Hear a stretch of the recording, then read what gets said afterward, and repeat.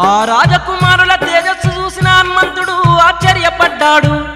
దివ్యకాంతుల రూపం సామాన్యులకు ఉండబోదని, ఇంతకు మునుపెన్నడు అడవులల్లో సంచరించలేదని గమనించిన ఆంజనేయుడు వీరు ఋషిపుత్రులేనని నరనారాయణులేనని అనుకున్నాడమ్మా.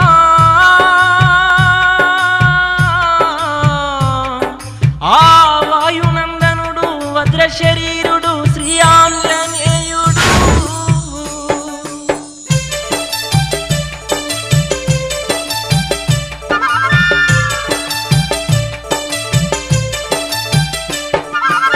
ఓయ్యలార మీరెవ్వరయ్యా, అడవులల్లో సంచరిస్తున్నారెందుకు? ఓయ్యలార సెలవివ్వరయ్యా, రాజపుత్రుల మహాయోగుల.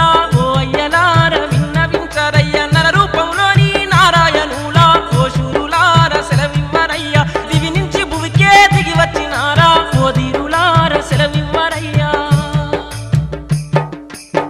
హనుమా, రామ, శ్రీరామచంద్ర. ఓ ఆంజనేయ శ్రీరామచంద్రుణ్ణి 14 ఏళ్ళు వనవాసమొస్తీని. సీతమ్మ జాడను నే వెతుకుతుంటి, వానాలన్నీ తిరిగి సంచరిస్తుంటి. జానకి జాడను తెలుసుకోకుంటి, కంటి మీద కూను కైన లేకుంటి. ఓ ఆంజనేయ శ్రీ ఆంజనేయ, అడవులన్నీ తిరిగి అలసిపోయుంటి. ఓ ఆంజనేయ శ్రీ ఆంజనేయ.